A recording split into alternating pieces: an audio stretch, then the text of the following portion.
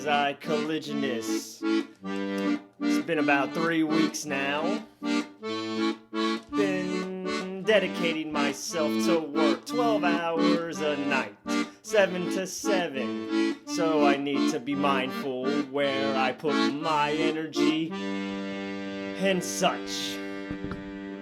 So this will be about that, my little share on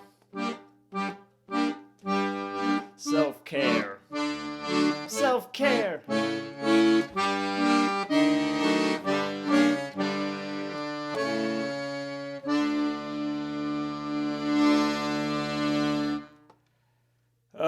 Where do I begin? Well, first of all,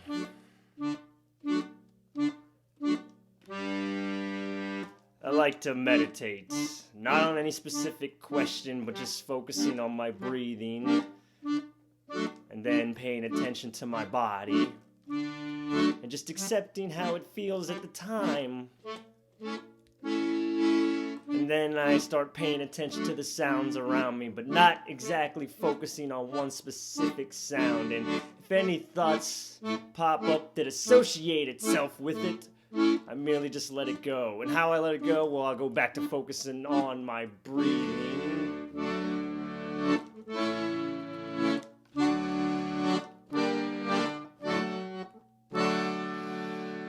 Then we go from there, just relaxing my mind as much as possible, because I'm known to think a lot. And that gets tiring too. That exhausts you on another level. Besides the physical aspect of me that doesn't sleep much to begin with. Because that's just how it is. Maybe 4 to 5 hours with my occasional naps on break. Yes, I will make sure I take some time for that. I have even cut down my socializing level because it is tiring for me to socialize constantly. And that's nothing against anyone. It's just when I listen, I really listen. And that's making note of everything, the nuances, the subtleties in the words. Because when someone texts me or talks to me, I look for a fluctuation besides being as present as I can, even though that's a strange little fallacy to me, if that's the right word. Because when it comes to being present, well, it still takes some time for me to register things because my senses have to tell me. They have to tell me. And then, of course, I get to hear at night about using common sense. Yes, we have our common senses, but how it's interpreted, well, that's where the madness begins. Because what's common sense to someone else won't be common to another, and how they interpret it, and then if they don't communicate it properly, then a fucking argument and a misunderstanding happens. And in fact, this is why I don't like associating myself with any specific fucking group anymore, because once you start labeling things, and they start bringing definitions, defining this and that through their eyes, and then, well, they may jump to conclusions so fucking quick because of their cognitive bias or their experience with such matters. And, well, you can't always be stagnant, which is funny coming from a working class individual myself who wishes to not learn any other skills because my focus is simply on taking care of my wife and my child. So I do all these hours, not that I wish for it, it's just the payments I get. Because I'm like any other working class individual, working for his money, or her money, no matter how we want to translate it. So when it comes to the self-care, besides being present, even down to how I'm moving and what I'm thinking. Reason for the moving, because I don't want to cause stress fractures from repetitive movements, because that does happen. And then, of course, my position in the factory is a bit easier than others, and I did that on purpose because I know of the longevity increases because I'm not putting as much exhaustion upon my system. Of course, if you need an idea of how much we were working because Ohio labor laws are different, the only thing that I could catch on it was you can get paid overtime for over 40 hours, which works different from where I'm working at because I'm in a union and in a factory of... It's got its own set of rules, its own contract. But that's pretty much it on the labor law that I could think of when it comes to how much you work. Can you do hourly? How many hours before you have time off? There's nothing about that. No. So the rumor was 70-something odd days now. I'm sure I could squeeze myself out the schedule. I find freedom within my limits somehow. Because that's all I do. And I don't have any interest in learning another skill, as I said, because that is time consuming. Just like I gotta give myself a break from researching on various topics. Because that's exhausting too. So then I go back to things that entertain me, like fucking with this and fucking with that. Join my anime and my absurd forms of entertainment that makes no goddamn sense because I don't need to be moved by a story. I don't need to go through a roller coaster of feelings. No, I just want to be simply fucking vegetate and just accept what's going on the screen like it's its own little form of an imaginative trip. It'll take me somewhere. I don't give a fuck about plot holes or anything like that. And it's a funny thing about emotions, too. I've always had this problem, I guess, depending on who you ask.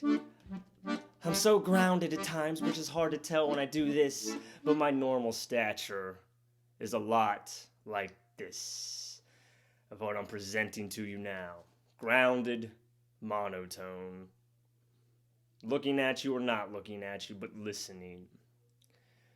I'm so relaxed at times, I don't really get excited, but I have difficulty feeling emotions at a deep level. I'm not that emotional, which is fine. So I have the emotional types usually come to me with their breakdowns and stuff. And there's nothing wrong with that, of course. I even had to teach myself how to interact with people better. So I may mirror some of their movements, not as a form of mockery, but I have to pay attention to the little nuances, or else they can completely misunderstand me, and I can completely misunderstand them, and you know what kind of cacophony of chaos that'll cause. So, yes, I don't feel forms of accomplishment either. When I finish a task, I've always been like this. When I finish a task, I don't feel anything from it. There's no gratification. There's no serotonin release or whatever they call it. I just move on to the next thing, or I just simply relax and go do something else. I don't even feel a sense of community either. That's why I'm not... That's why I don't feel the need to be in any type of group.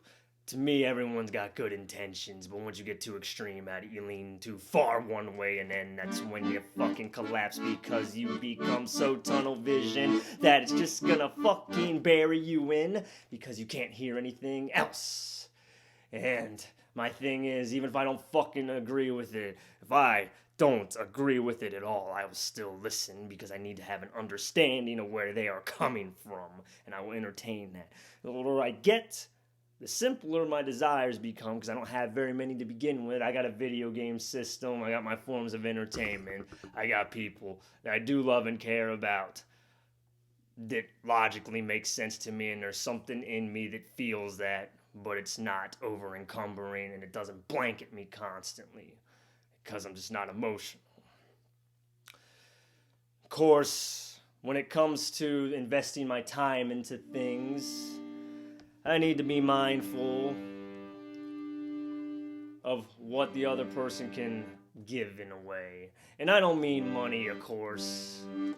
I just need to make sure they understand that I can only give so much. I can only be there so much before I gotta go onto my own task, because I can only help as much as I help myself, and I have repeated that again and again. And with all my routine changes, from the thinking to my movements and my sleeping and everything else, how I'm processing the day and what I'm doing has caused a pause in my writing and everything else, because I just don't feel the need to do that right now. Once I get myself situated, of course, it'll come. Which it usually does when I get into my meditative mode, but then I don't feel like writing it down. I have not written anything in over 3 weeks. So, this little recording's a bit of sharing into who I am, or at least how I perceive myself to be. To answer also a question on my makeup. Why it changes is because I view myself differently, another person will view me differently, and then another person that's another person that'll view me differently. Thus, the image of self seems to alter itself all around, because the interpretation of common senses and what they're introduced to from a cultural background and every little other fucking impact on the nature versus nurture and everything else. So, the makeup, of course, smeared on as a mockery to professionalism, because I don't believe in perfection at all, even though I know there's skills out there that obviously go beyond mine, because they put their passion and their dedication into it to make it so structured. And, well, my creativity's just not structuring. I do it so I don't fucking rupture. So there's the insight behind the makeup. And I'm structured to my job, so everything else just kind of comes and goes in its own little manners. And, well, another thing to share about me is I'm an optimist as much as I am a cynic, because I like to jump around and be hopeful for people that we can learn, because I too have learned over years of bullshit. And now the thing with learning, either I learn how to be more of a jackass, or I learn to expand past my prior points, or I just go down deeper in the fucking tunnel that's got my attention.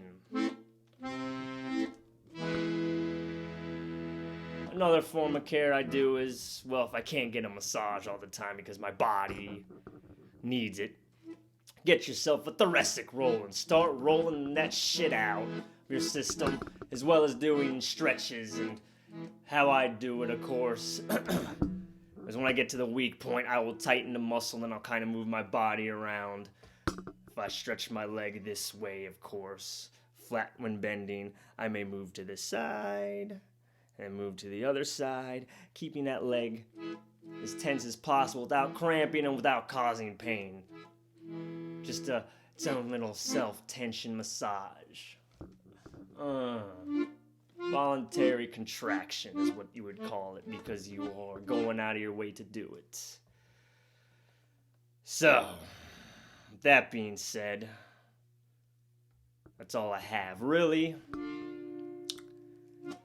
As usual, thank you to anybody that listens. And I'll flat out tell you right now, I don't give a shit about being popular or even known. I do this because I simply want to, with no real end game in mind, because I just don't feel the need to do it.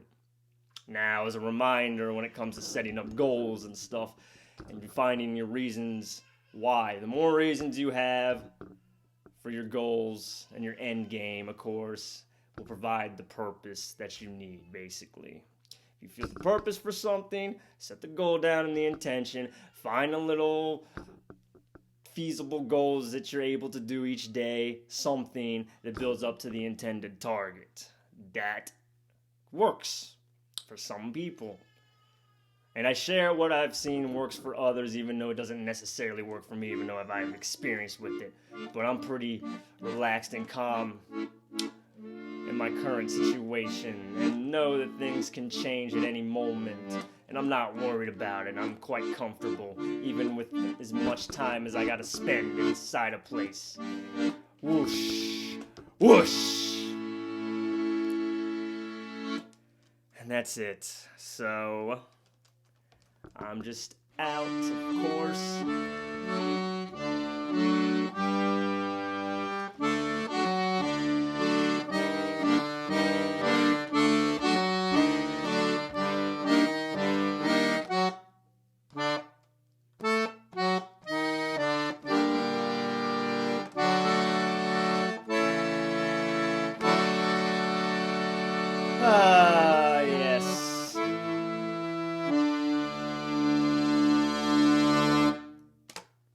And just remember, as I end each video, most of the time when I remember, is you're doing the best you can, and that every fucking moment and you're doing is best as you know how.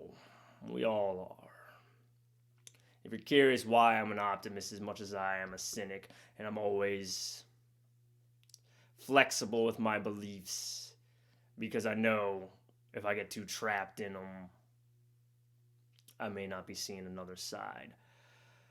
And of course, cynic and existential dread, because when I zoom out far enough, if you want to look at it from a universal standpoint of view, a blink of existence and we're gone, it could just be like that too. Oh God, so scary. And the reason I say that is because when you put something on a dish and look in a microscope, you're not even aware of it. You don't even think about things like that, really. No, we usually focus on what's in front of us and what's in our mind and what we're going to do that day or whatever. So, from a dichotomy standpoint, I jump between polar opposites constantly because a lot of people are jumping for polar opposites, so I do that in my mind to analyze and observe, to get a best understanding I possibly can without jumping to a jackass conclusion immediately, because confirmation bias happens, my cognitive bias will happen, and then I don't learn anything from it. I just dig a bigger fucking tunnel that's probably going to bury itself. Focused on one thing, forgetting about others. That is my big issue. Just like my big issue was, and I'm going to say it right now, is when 9/11, the memorial was happening, a lot of people I saw were posting the insider job info, the truth. But no mention of the rescuers and the people that ran in there risking their lives and the victims that happened. To me, that lacked empathy. And this is coming from someone who's not really emotional. To me, they were so tunneled in, they forgot about the other people and what matters that fucking day to me. So yes, that did bother me, because there's a form of bravery that I know I don't have, to be able to run in there and risk everything to save another's life. So, that's all I have now. I wish you all to do as best as you can. And even when things get buried, there's always some type of light at the end of the tunnel, even if it's a fucking emotional roller coaster and you feel like there's nothing better. Every battle you go through, it is something to learn from. Even when things are going good and smooth, there's something to learn. Yes. So, till next time, whenever, I shall wish you all the best.